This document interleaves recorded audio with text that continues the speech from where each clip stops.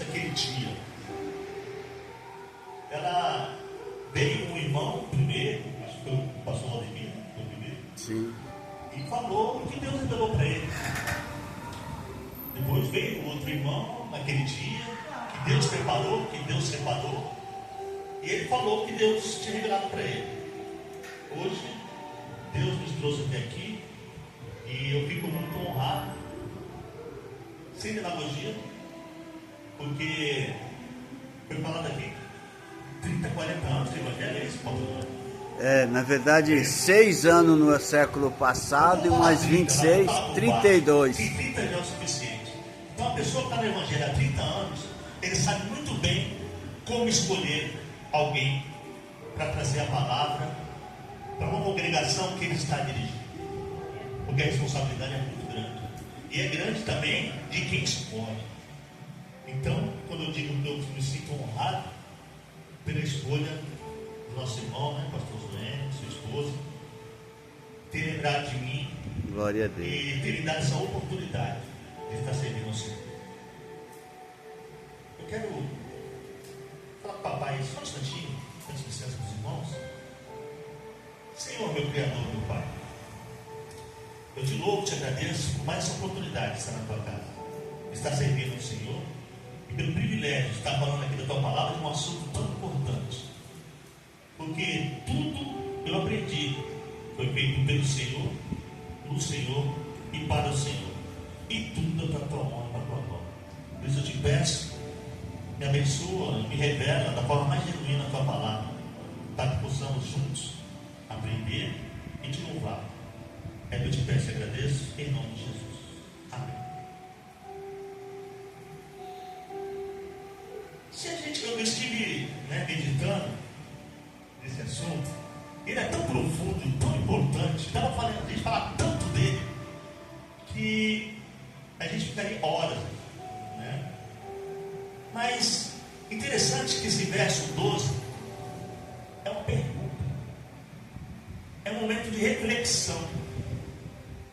E Davi, naquele momento, depois de todas as experiências que ele passou, depois de todos os livramentos que ele recebeu, depois de todas as bênçãos que ele tinha recebido do Senhor, ele para e escreve esse salmo. E desde lá do verso 1, ele já declara logo: amo ao Senhor, porque ele ouviu a minha voz e a minha súplica. E a irmã trouxe um testemunho, e ela disse: eu gosto de falar. Lógico, é importante falar para que todos saibam quem é esse Deus. Para que o testemunho que ela deu aqui, que ela deu na sede, que ela deu numa fila de banco, que ela deu numa padaria, que ela deu numa reunião na família, que todos lembrem. Ela diz assim: meus irmãos sabiam o que eu passei.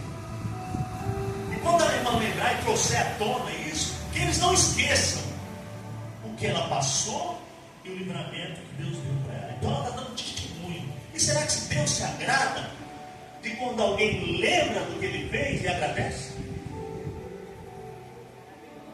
Na minha Bíblia está escrito assim, que aqueles leprosos foram curados. E aí um voltou e foi agradecer o Senhor. E o Senhor notou e fez questão de deixar registrado para até hoje, na nossa geração, quando está escrito assim: mas e os outros? Onde estão os outros? Foi só você que foi curado? Deus fala: foi só você que foi curado? Só você veio agradecer? E os outros? Ou seja, ele prestou atenção e ele deixou registrado, porque nós temos sim. glória a Deus. Até porque o que nós recebemos é graça. Nós não merecemos. Mas eu acho muito linda aquela passagem que diz assim: eu me compadeço de quem me compadeço. Você pode até dizer para alguém: aquele ali não merece, aquela lá, depois tudo que fez, não merecia. Mas quem é o dono da bênção? E aqui Davi já diz, né? Que o Senhor atendeu a súplica dele.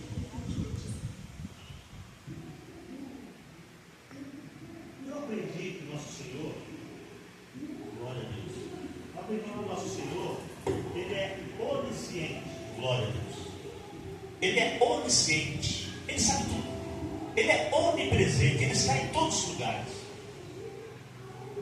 E Ele ouve sim a minha e a tua súplica. Mesmo sabendo de tudo, Ele sendo onisciente e Ele sabendo o que vai acontecer com você. E quando você naquele momento de desespero, você suplica, porque suplicar é diferente de conversar. Na oração nós conversamos, mas quando você está suplicando, é diferente. É outra conotação. E aqui ele diz que o Senhor ouviu a súplica dele, porque inclinou para mim os seus ouvidos, portanto, invocá-lo-ei enquanto viver. Muitas pessoas confiam, né? Em pessoas que têm poder aquisitivo, que podem indicar alguém, mas quando tudo isso não dá resultado, aí a pessoa percebe que precisa do milagre. E muitas pessoas oram assim, dizendo: Senhor, faz um milagre na minha vida. Mas eu acho que as pessoas não têm noção do que é um milagre. Milagre é quando não tem mais jeito. Milagre é o momento que você tem que se humilhar, implorar, suplicar, porque você não tem mais o que fazer. Aí você pede um milagre. Então as pessoas pedem aleatoriamente milagre. Senhor, faz um milagre. Eu quero viver um milagre. Não sabe o que é isso. Não sabe o que é milagre. Milagre é a pessoa ir lá para o deserto e andar 40 anos dentro do deserto, onde não dava para plantar, era só areia, onde não tinha água. E todo dia de manhã saía da tenda e tinha maná. Ô glória! Isso é milagre. Eles saíram, né? Até com os animais. Eles saíram com os despojos lá que foram fornecidos. Mas milagre é o homem falar assim, ó, na rocha e sai água dentro da pedra. Ô glória! Isso é milagre. Você trouxe a gente, tirou a gente do Egito, trouxe até aqui para a gente morrer de sede. Isso é ingratidão. Isso é murmuração. Isso é não confiar no Senhor. Mas o crente, ele vive de milagre em milagre. Mas você está falando tudo isso aí? Mas e a pergunta? Você falou que era uma pergunta. Então vamos tratar da pergunta. Que darei ao Senhor por todos os benefícios que Ele tem feito? É uma pergunta simples. Curta, eu falei rapidinho. Que darei eu pelos benefícios que o Senhor tem feito? A pergunta simples, mas é fácil de responder. O que eu e você pode dar para o Senhor? Se tudo foi feito dele, por ele, para a honra e a glória dele, tudo. Só de eu e você nascer, já foi um milagre. Milhões queriam nascer no teu lugar, sabia? Não conseguiram. Sabe por quê? Porque Deus escolheu você. Glória a Deus! Não sei se você estuda biologia, se estuda, né? Mas é uma concorrência. Antes da gente nascer, já existe uma concorrência, uma corrida, para ver quem chegava no óvulo da tua mãe. Você chegou. Sabe por quê? Porque Deus quis. Aleluia! Você é um milagre. Eu sou um milagre. Meu irmão, ele conseguiu chegar lá. E aí a mãe teve a gestação e nasceu ali no tempo que Deus quis. Porque uns nascem de 7 vezes, outros de 8, outros de 9. Mas Deus quis que ele nascesse naquele dia. Glória a Deus! E aí eu faço uma pergunta: quem aqui escolheu para nascer? Quem aqui decidiu? Eu quero nascer, eu vou nascer. Só isso é um milagre. Porque não dependeu de você, Porque você não escolheu, não dependeu da sua vontade. Deus quis, Ele fez um milagre. Então, antes de tudo, eu não tenho que agradecer. Você gosta de viver? Então, antes, né, de você saber quem você é, Deus já tinha feito um milagre. Ele escolheu para você nascer. Aí hoje a gente vê lá, né, faixa de Gaza, pessoas com as suas casas, viviam até pouco tempo bem, trabalhavam, ganhavam seu dinheiro, muitos milhões, e hoje estão com suas casas em escombros, porque uma bomba caiu na casa dele. Ele pediu para cair aquela bomba lá? Mas por que você está falando isso? O que tem a ver com isso? Tudo tem a ver, porque você não nasceu lá. Olha aí, glória a Deus. Porque lá não tem um copo d'água potável para tomar. Você tem? Lá não tem uma carne, né? Não tem um ketchup, não tem uma pizza. Lá é farinha com azeite num forno ali feito com madeira. É o que eles comem. E você tem comido o quê? Tem motivo para agradecer?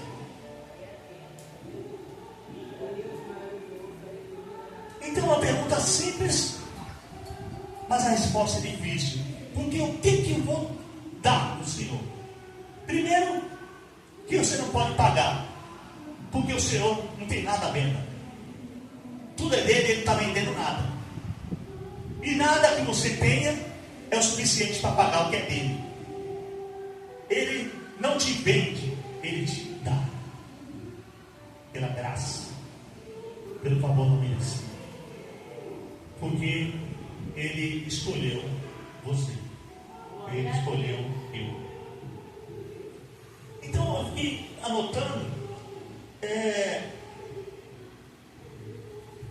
tudo feito dele, por ele e para ele. Eu queria ver, né, ler com os irmãos, é muito ensino, né, irmão? Bem, pastor, então eu posso, né, navegar aqui na Bíblia, né? Romanos 11. Aleluia.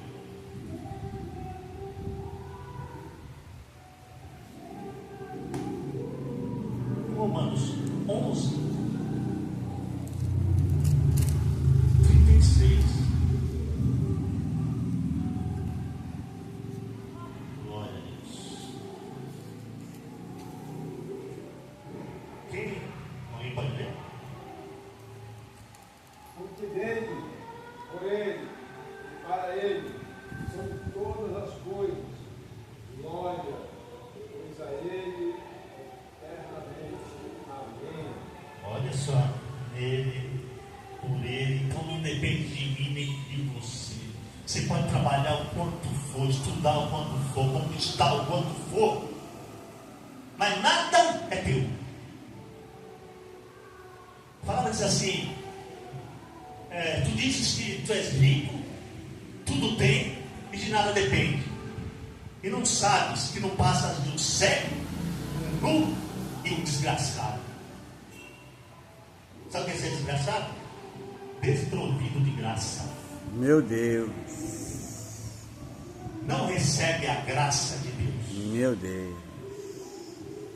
Se antes dele nada existia e tudo foi feito por ele, então nada é nosso, mas tudo é dele.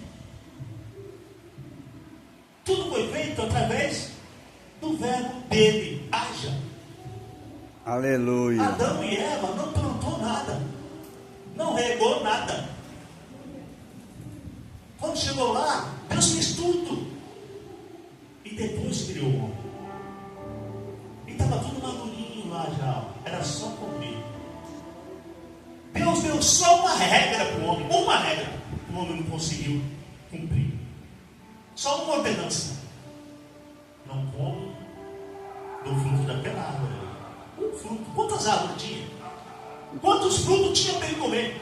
Meu Deus. Para Eva comer. Mas ela preferiu desobedecer.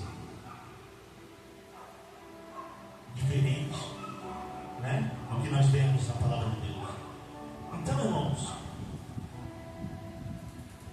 Se é dele, tudo é dele, existe algo, aí vamos refletir juntos, que é nosso, que nós temos, que só depende de nós, e que podemos oferecer a Ele.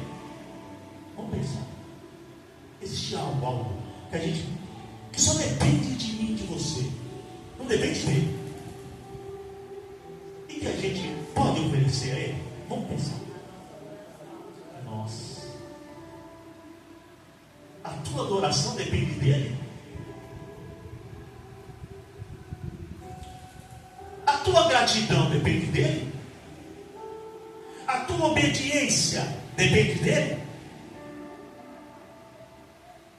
Depende de quem? Só de Deus.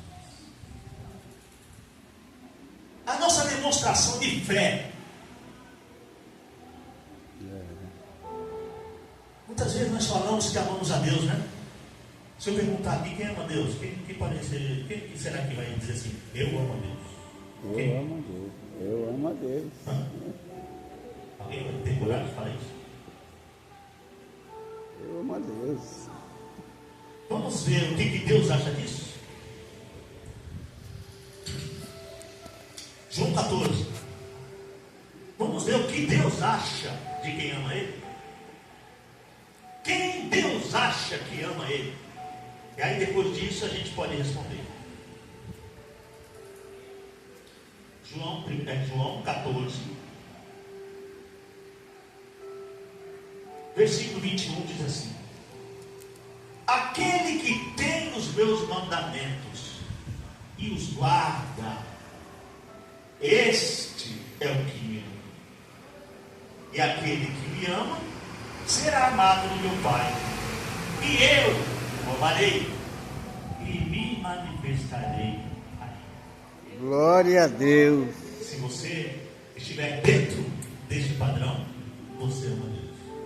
Aqueles que não dão importância para a palavra dele, que não deixou tudo para trás, que nem eu e você está aqui na casa dele, buscando ele, na presença dele, se importando com a palavra dele, esse é Deus. Estou falando daqueles que não puderam, né? Tem outro compromisso. Aliás, queria justificar, né? Minha esposa não pôde vir, por conta dela estar, ela está confeccionando aí essas capas para a poltrona, lá onde a gente vai, ela está com bastante trabalho lá e Glória a Deus. a gente quer ver se a gente abre domingo. Então tem bastante coisa para fazer. Amém? Versículo 24 também diz assim, lá João 14, 24: quem não me ama não guarda as minhas palavras. Ora, a palavra que ouviste não é minha, mas do Pai que me enviou. Então, irmãos, quem ama Deus? Quem se importa com a palavra dele? Quem participa da escola bíblica dominical? Quem participa dos cultos de ensino quando tem oportunidade? Não estou falando daqueles que não puderam, como digo justo, mas aqueles que sempre procuram, esses amam a Deus. E Deus está vendo. Interessante quando Deus diz assim para o anjo: anota aí, né, no livro, porque nós sabemos que no céu tem o livro das boas obras e o livro das más obras. Então tudo está sendo anotado, e vai ter um dia que todos serão julgados. Pelo quê? Por tudo que estiver anotado naqueles livros. E também só será salvo, ou só estará com Deus aquele que estiver com o seu nome escrito No livro da vida.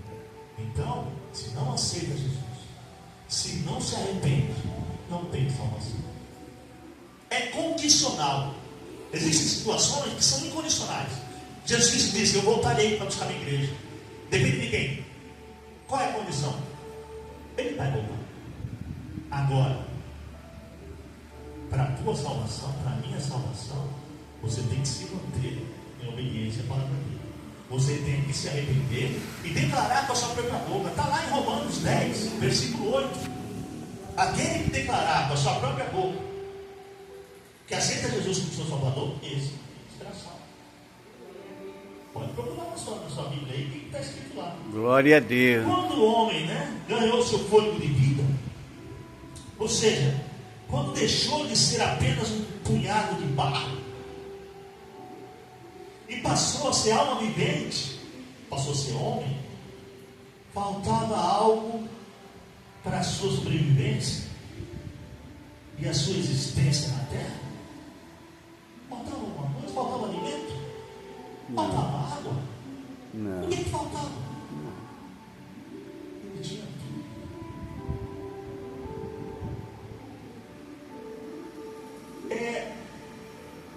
Ele tinha segurança. Quem cuidava dele? Deus. Ele tinha domínio na terra. Foi dado poder a ele, até para dar nome a tudo. O rinoceronte, o leão ia para cima dele e esmagava ele. Ele foi criado para ter domínio sobre tudo na terra. Não é isso na Bíblia? É isso mesmo. Mas ele escolheu desfazer de tudo isso. E não se desfaz do que pode se ter para si. Jesus Cristo foi lá, pagou o preço. A salvação. A regra é aceitar esse valor, esse preço, esse sacrifício que ele apresentou. Aceitar, receber como seu único e suficiente Salvador. Mas as pessoas preferem estar em outros lugares. Tudo que o Senhor Yahvé espera receber de nós é gratidão e obediência. Vamos ver 1 Samuel 15, 22?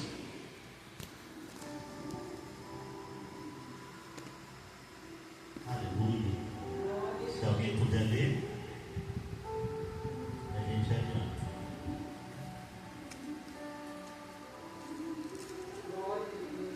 1 Samuel, capítulo 15, versículo